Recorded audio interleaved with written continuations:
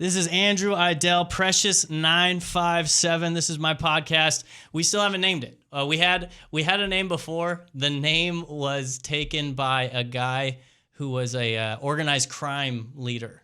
He had a podcast under the same name, and I Don't Want to Die. What was the name of the podcast? It was called The Skinny, because as you see, I'm a skinny guy, and I was giving people the skinny, like the information on things. Yeah.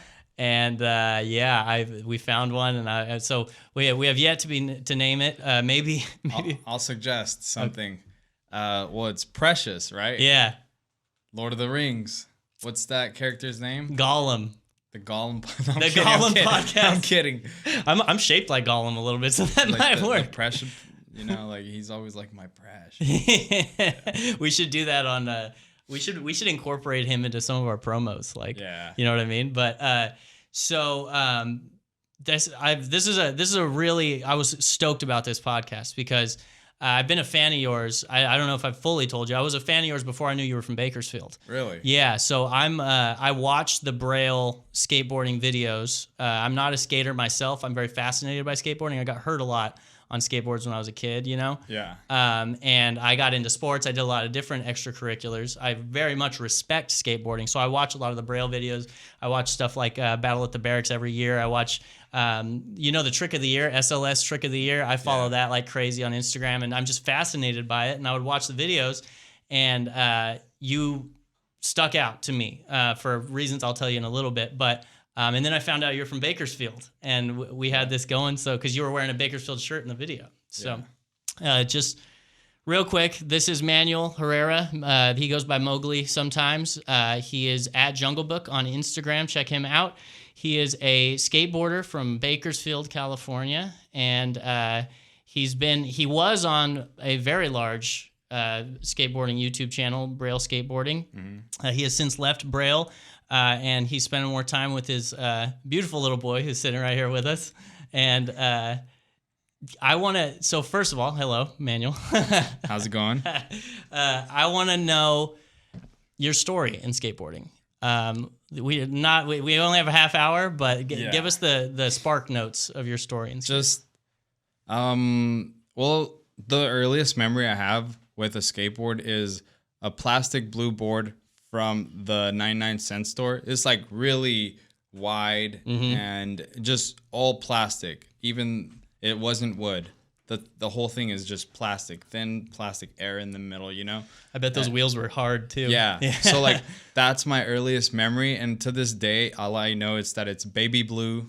Like the top would be baby blue. There is no grip tape, and I still can't find or seem to reference where it's from, but I know that it was a 99-cent store right there on Mount Vernon and Niles. Okay, yeah. So like right there where it used to be a Taco Bell, and then it since now it's like a Popeyes. But in that corner set of stores, there used to be a 99-cent store right there. Okay, and that's where I got it originally, and that I was 5, so that was 1997. That's crazy. Just even saying that number, 1997. I'm starting to get to the point where I'm like, man, I knew that guy 25 years ago. I'm 33, so it feels so weird. I was his age 25 years ago. Yeah, I was 31. I'm 31. I was 31. How old are you? Yeah, so I'm 31, and thinking back to that, that's the earliest I've ever come in contact with skateboarding. But it didn't grab my attention. Nothing about it fascinated. I just put my stomach on the board and just rolled. That's it. And I think it was a one-day thing. Afterwards, it's it's just boring. Didn't capture, like I said. The next few years would pass by, and then I'm 12, and Tony Hawk's Underground came out. I had the GameCube. I love that game. That game, and this still before I actually initially was brought into it. I played that game religiously. It was so fun, just the exploring. It's just there's no team effort. The only team effort is you want to be a part of the skateboarding team. Yeah, we could give you boards. You could skate with these other people, and from there, there was interest there because it's okay, well, it's still you. And my friend just started skateboarding in November of 2004. I hadn't seen him for a few days, and I was wondering where he was, and it would be December, like just a week or two from there. And I'm just running in my mind because like we went to the same middle school and we were just same bus. Yeah. So I'm just going on my mind like what he's doing and like where he's at. And like we lived on the same street, literally like we have to go to the bus stop down the street. I have to pass his house. Yeah. So it's like I'm just wondering what he's doing after school and whatnot. So his brother's skateboarding and he started skating. He's the reason why I actually got into it physically versus like just online, like just video games. Yeah. So from there, I wasn't the best. I literally was just all over the place trying to figure it out. And it was like a very frustrating first year. It took me 3 months to learn a kickflip. But yeah, that was my introduction to skateboarding. Like at 5 years old, or like I want to say 5, it could have been 6 years old. Yeah. It's just a long time. And then at being 12 is when I actually started going in for it. Yeah, and that's that era, because you're only 2 years younger than me. That era, extreme sports was like getting. You know, I was telling somebody earlier about how many concussions I got on like scooters and skateboards and all those things just by because we had X Games and Jackass that were our two biggest things as kids. So it was easy to get hurt. And it felt like it just, maybe it was me, but just thinking back to it, it felt like the world was pushing skateboarding in the genre of like alternative rock. Yeah. And which it is not that. Yeah. But like that was the image the world was kind of pushing on into movies and whatnot. You watch the movie Grind, and that's like kind of the whole soundtrack. And it wasn't until like Lords of Dogtown came out, like the people that actually started push, like the Godfathers of skateboarding. That just, it was a different soundtrack, different vibe, and it was more of like just you're growing up with this piece of wood with friends and exploring who you're becoming. Yeah. So there's different paths, and just the perspective of what skateboarding is today versus what I thought it was growing up is way different. Yeah, and it was an interesting thing because I agree with you. You would watch skateboarding, even sometimes you'd watch some skateboarding parts, and it would be skateboarding with like Trapped in the background or like Disturbed or something like that. Yeah. And I always associated skating with like more punk bands or like even ska or like something like that. And you're right about Lords of Dogtown. I had a friend who wanted to be Jay Adams, and like you don't want to be Jay Adams. You want to do what Jay Adams did in terms of skateboarding, but you don't want to be that guy. And so it was crazy because we grew up in that renaissance of skateboarding and skate culture. I dressed like a skater. We had the giant shoes with the little tiny shirts. You know what I mean? And watching all of that, I think that's probably why I'm still to this day fascinated by skateboarding. But one of the biggest things that I like about skateboarding, and I think this is something that you seem to really like about skateboarding, is the attempt, is the chasing that land, chasing that make, you know what I mean? Where in a lot of things, I play golf. That's like the thing that I love the most right now as a physical activity. And it's fail, fail, fail, fail, fail. But when you succeed, it feels so good. And that seems like the drug that you're chasing while you skate. Is that accurate? Yeah, it's like very much of an obsession, because for the longest, like it's hard to gauge what defines you as like being a good skateboarder. Yeah. It's like, it's very subjective. Like, oh, this person can go to the skate park and for 30 minutes not fall. Someone can argue, oh, that's good. Or someone can take 2 hours to push the progression in skateboarding and be like, now that's good. They did something that's never been done. So like there's so many routes of like what I think is just good. But I think I've always been very hard on myself, because like I tend to compare myself to everyone that's been inside skateboarding before me.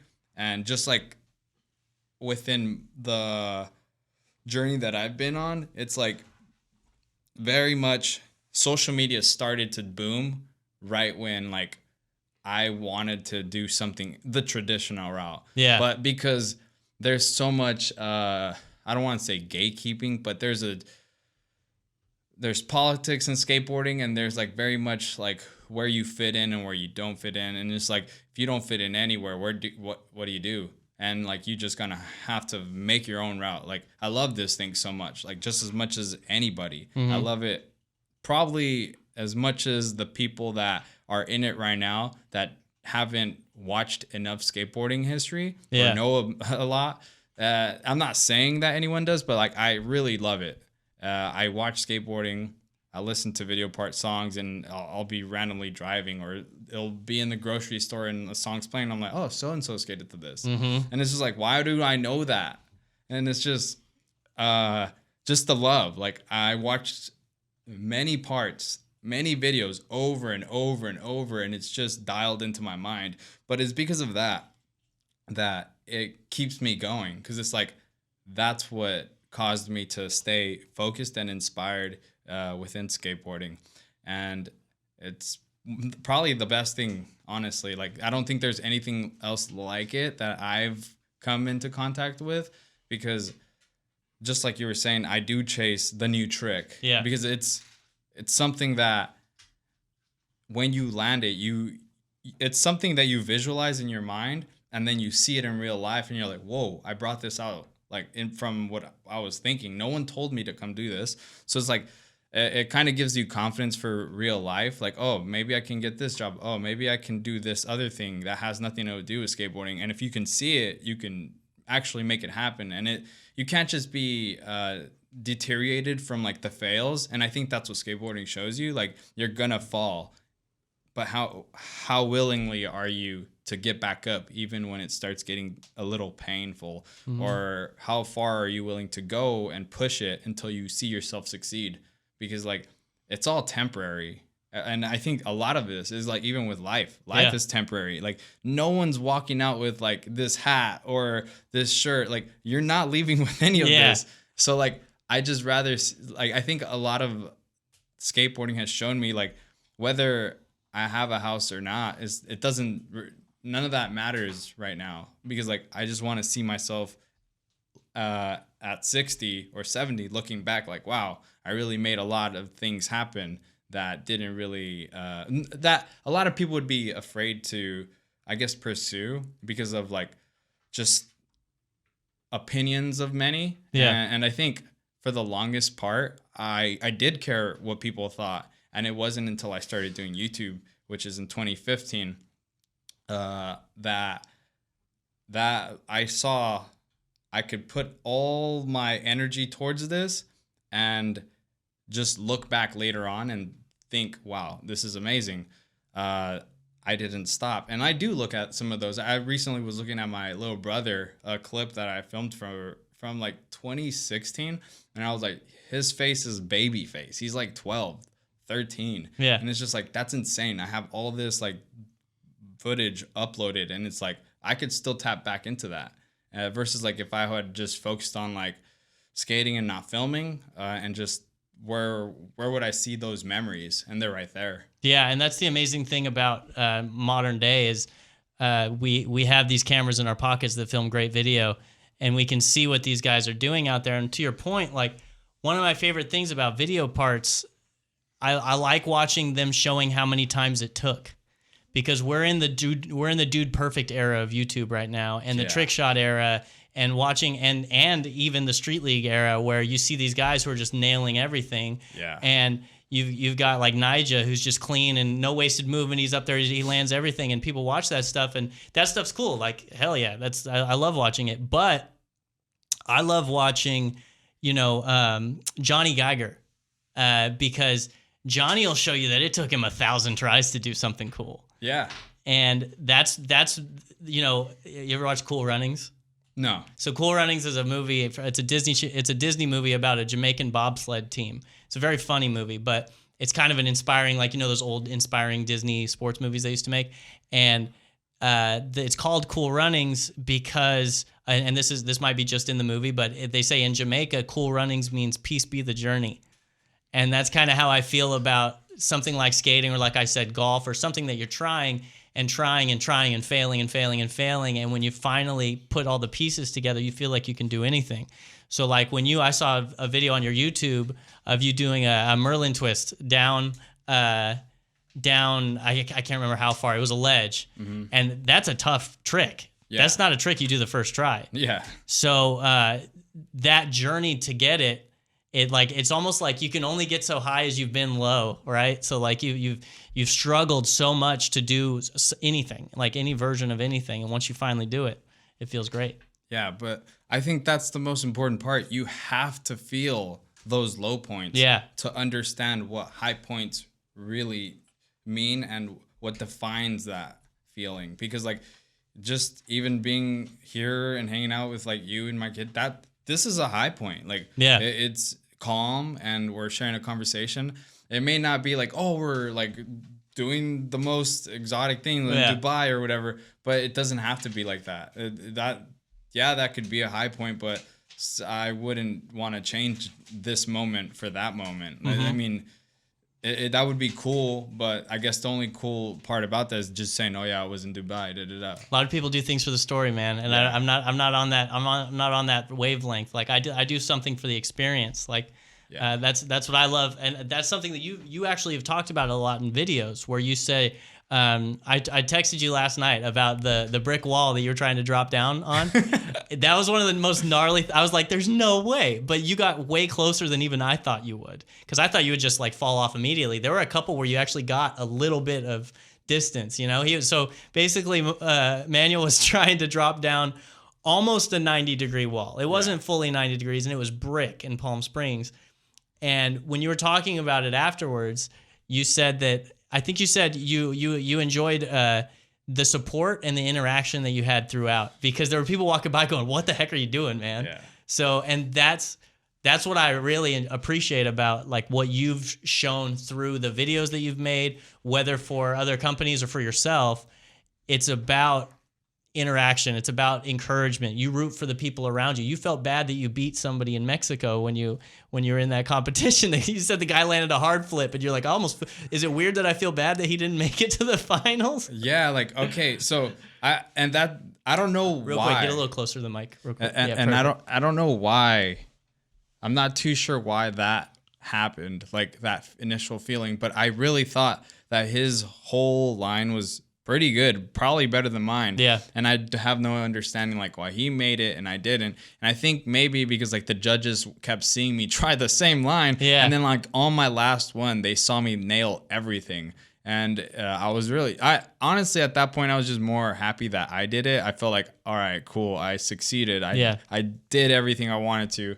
And what's interesting about that is I didn't feel no pressure in that competition in September, like versus in May when I went for the first time. That I felt so much intensity on me, and it was like, why do I feel this way? I've never felt this way. I'm not a contest skater, but I told myself I want to explore more of what's possible, whether I make it or not. Yeah. And just even making it 5th place, that was a big accomplishment for me. I want to go back to the stories that we were talking about. Okay, how I was in Palm Springs. I know I just jumped really quickly. No, you're good. This is great.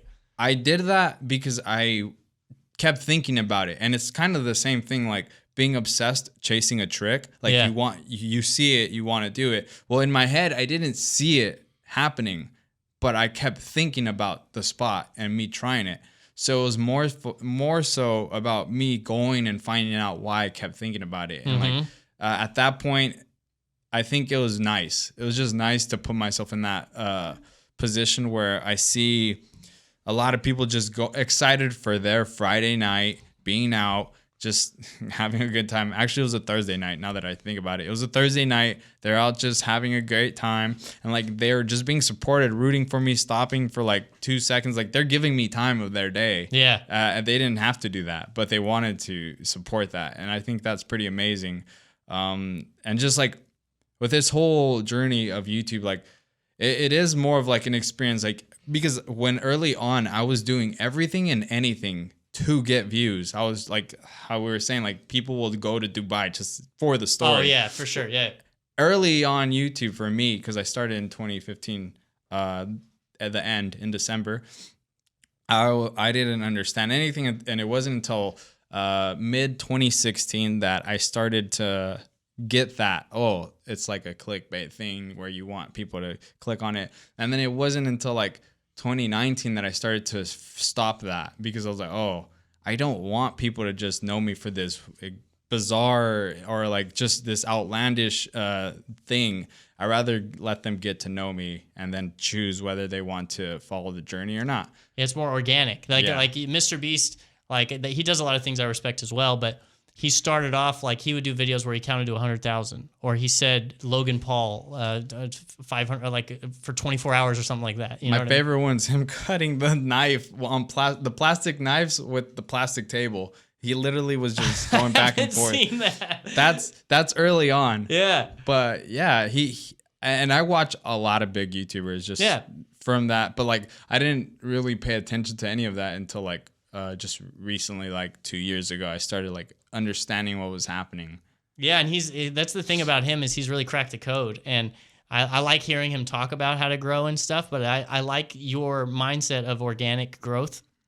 Because listen, people like you, man. Like that's one of the things about watching your videos, especially the video. Well, all of them, is you are encouraging. You care, but like I think you embody the spirit of skateboarding really well. The good side of the spirit of skateboarding, where you were the guy on the Braille videos who would basically try anything. Like people would be like, I don't want to do that, and you would just pick up your board and try it. You might not make it, but you would try it. And you seemed to really encourage everybody. You wanted everybody to succeed. And that's my favorite part about the camaraderie of skateboarding, right? And I think with you on YouTube, it still comes through in a lot of the stuff that you do. And it's almost like Andy Anderson's a lot of the same way, right? Do you feel like you relate to him a lot? I've only hung out with him like few times. Yeah. And the times that we have hung out, it's just been always a great time. Yeah. Like, we just get lost in conversation. But he's a gnarly dude, bro. Yeah. But I don't know. I just know what skateboarding means to me. Yeah. And it's like it's very much one of the things that is open and the most accepting thing ever. Like it's true. You can go to another country and not know what the other person's talking about and still have a great session. And I've been there. Me and my friend Ivan went to South Korea in 2019. It was amazing. And I didn't know Korean. Like we were just making our way. But even just complimenting people, I think they know what the trick's name is. Yeah. So we would just say, oh, that trick was cool. And it was just pretty amazing to see that they were okay with that. Even one of the skaters at the time, he was 14. He had these impossible lips, so good. And later that year, he impossible lipped this 15. But because like I started following him after that trip, and his style has developed so much. But just the fact that trip allowed me to meet that person and keep up with their journey, it's so amazing. All the time I see him on social media and I'm like, dude, you're killing it. You're killing it. And it's just like that translation when we first met, it was, it can be awkward because like, you know, the language barrier, but skateboarding allows you to just normalize like, yo, that was sick. And a lot of times you can talk with your feet. Like all your feet speak the same language, you know? Yeah. And that is really cool because you got to see him grow. You see not even grow, but you see him. You know he's got the impossible lip. Impossible is a flip trick. Lip is a grind, right? Yeah. So he does this really hard trick down 15 stairs, and you get to see it from across the world and give him props. Yeah. That's pretty rad. Yeah, it was crazy. I remember going crazy. Like I saw that, I was like, that was insane. Is there room for? That's the thing, because like, do you? Well, I'm trying to think how to phrase this the best way. Like, jealousy is rampant in pretty much every avenue, right? It's like your radio station starts getting views, the other radio stations are mad, or you know you go to the bowling alley and you're bowling better than other people. They're like looking at you. In skateboarding, have you? It doesn't seem like you have a jealous bone in your body. Is that something that you have worked on, or is that something that's been inherent to you? Or am I wrong? Do you have a jealous bone in It your was body? worked on. Okay. Because early on, I when I first started, I really was the less of my friends. Like, they were the best, and I like was at the very bottom. Oh, yeah, and yeah. I was very envious because I was like, man, I want to get good. And like, I didn't understand, and this is the most simple thing. This is literally so simple. I didn't understand that all I had to do was put in more work, meaning I had to skate more. I had to figure out what tricks are easier for me that could lead to the following tricks. They're all basics, which lead you to the more advanced tricks. And becoming better allowed me to understand that feeling of envious was not. I turned the envious feeling more into a motivation factor, because I was like, no way. instead of thinking to myself like, oh, so and so is getting better. No, it started turning into, dang, that makes me want to go do what I've been thinking. Yeah. Which is like, it could be this hard thing that you might be afraid of, but because so and so is over here doing it, this hard thing that you know they're pushing it, it makes you want to go do it. So it wasn't. At that point, I think I was like 4 years into skating when I started to understand that that envious feeling can be turned into motivation versus seeing it as jealousy. So I learned at my 4 years of skateboarding to turn envious feelings into motivational feelings. Yeah. And that's huge. Yeah, even now, I'll see stuff on the internet and I'll think, oh my gosh, if they add this to that, and I'm like, well, if they're not gonna do it, I'm gonna go do it. And all it really is time, which is something that is the real currency in the world. And it took me like a long time to understand that was the real currency, because like a lot of people are always like asking, oh, do you have time? Or I need more time. And I never understood it until like it started to feel like, oh, it feels like this is the real currency. Like, money just buys you the time. Yeah. But the time is the real thing. That might be being 30 has made you learn that, because that's where it really hit me, because he's invincible in his eyes. I'm pointing at his son. That's how I was for a long time. I had a lot of health issues growing up, all those things. I was never scared because I didn't understand the concept of time and the concept of mortality. And like, especially with what you do, I mean, Rodney Mullen's still skating, Tony Hawk's still skating, but they're not in their prime. You are currently in your roundabout physical prime, and time is so important. So like, with I see so many people, and nobody is immune to it. So I'm not saying like, I consider myself lucky in that I'm not consumed by it, but there are times where I'm like, man, I feel like I could be doing that. You know what I mean? But I think a lot of times envy is guilt. Envy is, I'm not putting in the work to do that. And a lot of people, envy is assuming that person just got incredibly lucky. Yeah.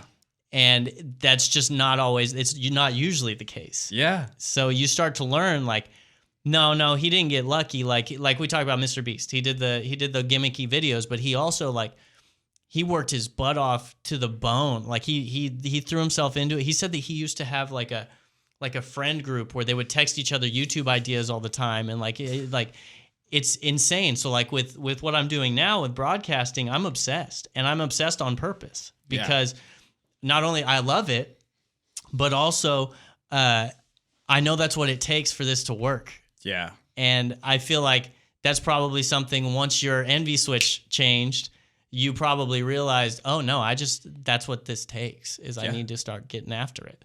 And no one tells you this. Like, yeah, you have to, unless somebody actually does tell you, which if someone tells you, take that advice. If not, you're going to learn the hard way. And it's going to probably take a little longer, but then you'll probably appreciate it and it'll stick with you more. Because like, once I learned to switch it to motivation, I started seeing that in many ways. Like, because sometimes it is a little challenging to do certain obstacles or skate tricks without motivation there. Like seeing other people attempt their hard tricks or whatever they fear. Because like, you see them overcoming it real time, and now you want to overcome the one thing, whatever it is that you're afraid That of energy is trying. contagious. Dude. Yeah. Yeah. So, but if you can do it by yourself, that's also great.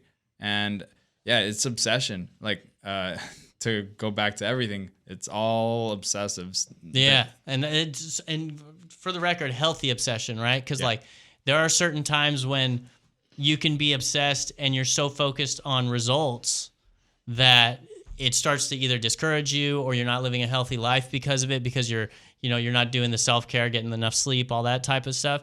But there's a healthy obsession where, I'm happy that when my head hits the pillow, I'm still thinking about ideas as to what I want to do with this. Yeah. And once I think I'll be able to recognize if it gets too much. Thankfully I work for a company that allows me to have self-care time when I need it, and like they really listen to me and stuff. But I fully endorse obsession, because if you diversify, like it's cool having a lot of hobbies. Like there's no problem if people are happy that way. I endorse happiness overall, but if you want to really transcend in one thing and really maximize one thing, it's a lot of times it's best to focus on one thing once you get to the adult stage. Like when you're a kid, do everything. Yeah, test and learn. Exactly. But once it comes time to do it, do it. Like don't be half this and a quarter that, you know what I mean? Make sure that you are focused on, especially if you have something like what we are lucky to have, which is something that we feel is worth obsessing over, right? Yeah. And the thing with like skateboarding and making YouTube videos, it's kind of both. Like I don't really try to think of making YouTube videos right now, because like I know that making videos is always going to be there, versus like actually doing the skating, which is very limited of like you said, the prime. Like you can only take as long as you can, and there are guys pushing the age boundaries of how long is your prime, which is pretty amazing to see and inspiring. But it takes a lot of work to stay on that top, You got to go to the gym. You got to eat correctly. You have to take care of your body and nourish it as much as you can to maintain that. And you can go into your 40s. There's people showing that. Yeah. I think is Chris Cole in his 40s? I think, and he's killing it still. And it's like, and that dude's done a lot. And one of the things probably with skateboarding is you got to pick your spots eventually, right? When you get a little bit older, you're like, okay, when can I go a little more gnarly? When can I do I have time to try this? You know what I mean? Whereas when we're younger, we got these bones that'll just heal quickly. And I mean, you saw what Tony Hawk did. I mean, he snapped his femur, and he just put down a video part, apparently, he said. And it's like, came back. Dude's like 55 or something. Came back. And that's, as you talked about, like there's some modernity in it. There's some modern technology in terms of medicine and taking care of yourself that goes into it. But it's also just the drive, man. It's like the mind. The mind is the mind over matter. And he has like made videos where he's like, I'm making this video to say goodbye to this trick that I used to do so much. Yeah. It's like, it's sad, but it's also like endearing. Yeah, it's incredible because it's him being honest with himself, and it's him acknowledging to guys like you that just because he can't do a 720 anymore. I think he said bye to the 720. Just because I can't do the 720 anymore doesn't mean I can't go up the ramp and do a quick 50-50 and feel fine and have a good time. You know what I mean? Yeah. It's like, it's still gnarly to do it 55 years old on a big half pipe. You know what I mean? Yeah, and it also feels really good just to go down the street and push your skateboard. Honestly, that's probably one of the best feelings. It's freedom, man. Yeah. And just doing a little power slide, olling up a curb, passing by cars. That's a rush itself. Yeah, and that's another point too. Is as what you can do declines, not in the near future, but eventually, certain tricks that you find routine now are going to be your rushes. You still have the rush. You know, it's just at a different perspective within all of it, and so. The reason that I brought you in, and I think I didn't address it specifically at the beginning, but I think we've kind of tangentially addressed it the whole time. But skateboarding to you, would you encourage him to skateboard? I don't push it on him. Yeah, but would you, like, if he wanted to, would you be stoked? Like, do you think it's good for kids? If like if Louis came to me and said, I want to start skating, like take it serious, everything in my power to make it like easier and have him understand and show it to not be as scary as what mentally you can make it scary. Yeah, 100%. I would make it so easy to get. I don't want to say good, but he'd be at a level where I wish I was at 1 year. He'd probably be 3 years in 1 year, if that makes sense. Yeah. Like that, because like I have everything to push him into that zone, and he'd probably be competing. And that's what a dad does in basically anything they teach their son. It's like, okay, I messed up here, here, here, and here. This is what I wish I would have done. This is where you're going to start. And so, the reason I asked that is because I believe something like skateboarding or sports, like I was a baseball player growing up, I play golf now. I think one of the most valuable things that it teaches you is how to fail. And was that something you would agree with? Yeah, like I think I don't take things too personally as I think I would have. Yeah. Like getting a job or getting bad grades or just failing in school. Like, because I have taken classes here at Bakersfield College that I failed, and I'm like, well, I didn't do the work. Yeah. What do you expect? Yeah. And I'm not going to be like, oh, man.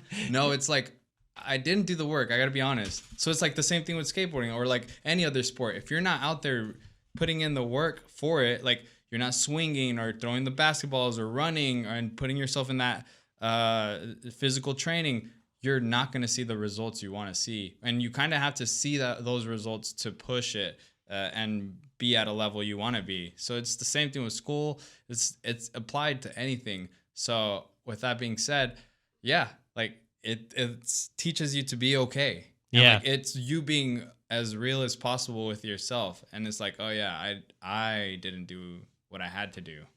Yeah, and that's the thing. So that's what we're talking about with so many positive things that skateboarding, this thing that started off as this like counterculture punk thing that your parents didn't want you to do because they thought it was going to get you into drugs.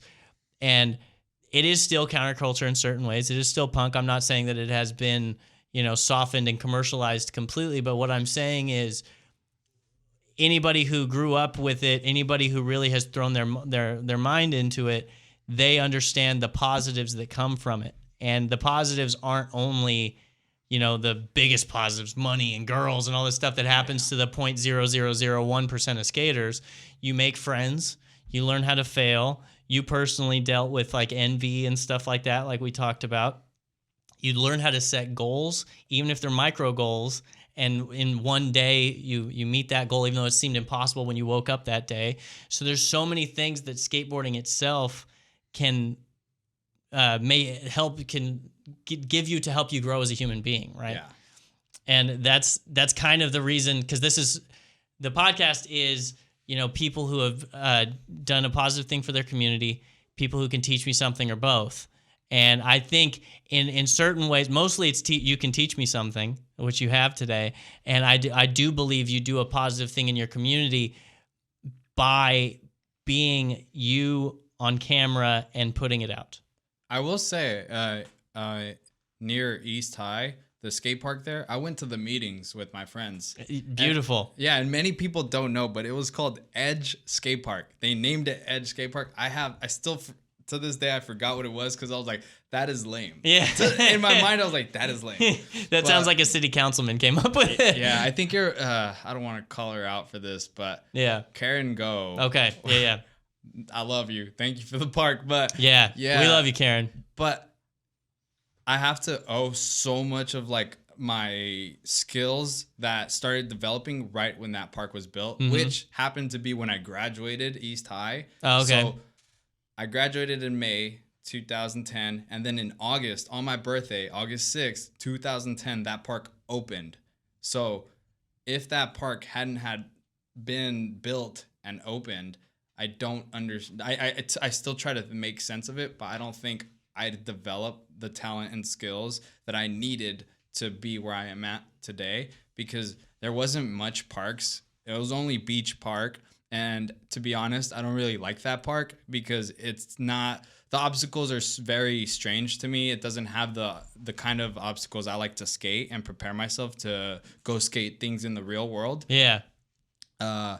This park is very much like has the basic stuff: a pyramid, a six stair, not too big. It's a perfect set, a flat bar, and some boxes, which is perfect. I love those things, and and with your imagination, you can very much expand on what you can. And I love that about skateboarding. There's no rules really. I mean, there is rules, but there isn't. Yeah. And thanks to going to those meetings, we were able to make that skate park happen. And I just want to be there and help push. If anything, if there's any parks, events, that's what I want to do. I want to help people. I want to be a person that can push the movement a little more. So that's one of the biggest, most proud moments. And it was so long ago, but it still has a huge effect because you see generation after generation pop up and they come and go. And it's like, well, you can't tell people what's meant for them, you know? They have to want what they want. Yeah, and that's the thing. And I'm glad you brought that up because we had the Vice Mayor, Andre Gonzalez, in here a couple episodes ago. He was talking about like the initiatives for homelessness, and we were talking about where to put city money and stuff like that. And I really encourage people to at least vote to put city money towards extracurricular activities for kids. I mean, we see it all the time. Kids are inside right now, and there's good things to do inside as well. But there is inherent value in going out and doing challenging things outside with your friends.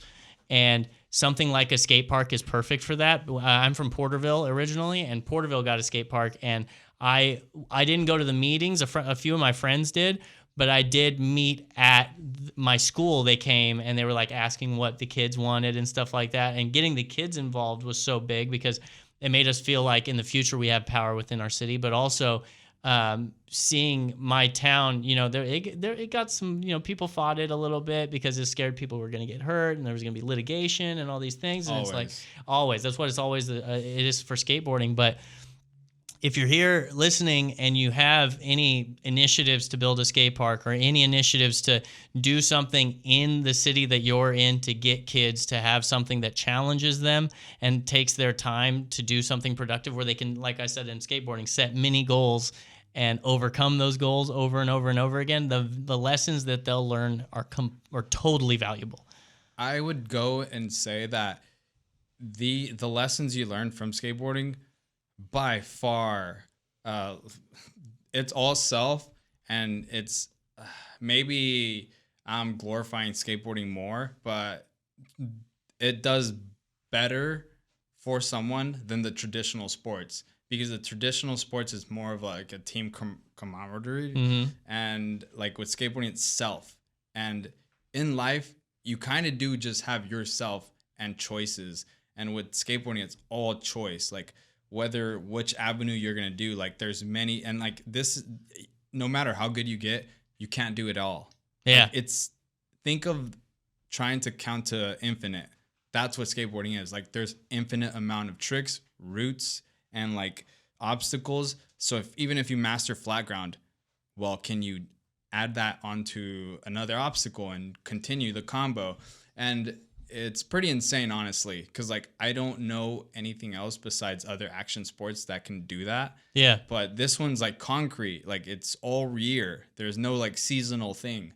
So I don't know. I just obsessed with the culture, the community, and just being able to do it myself. Like I could literally wake up at 3 a.m., go to a parking lot, and skate on flat ground. Rodney Mullen. Yeah. He skates at like 2 and 3 in the morning, and he's in his 50s. Yeah. He doesn't want to be seen by people. Yeah. And it's incredible. He's a very fascinating guy. But I agree with you in the sense that the freedom that skateboarding provides is, you know, it provides all those choices where you can have a different day skateboarding every day. Yeah. And so the last thing I want to ask, and this is a quick one, and I think this is a kind of an interesting one. I don't know what you're going to say. How is Bakersfield for a street skater? Are there good spots? Surprisingly, I've been to a lot of small towns the size of Bakersfield, and I've been to Delano. In my opinion, maybe I haven't been there enough. Yeah. Not so much. There's nothing to skate in Taft, Delano. not so much. Tehachapi, not so much.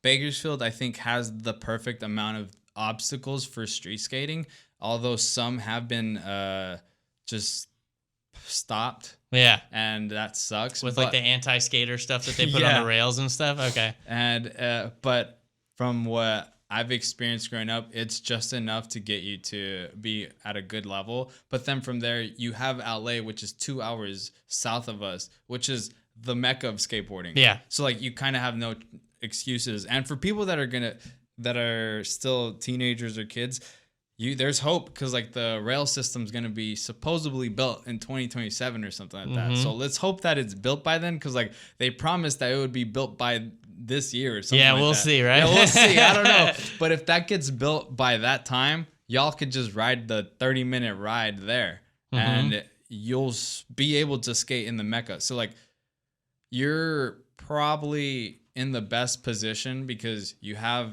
the Bay Area, which has infinite amount of spots as well, and that's 3 hours 30 minutes. You have Vegas, which has such a beautiful skate scene with amazing spots.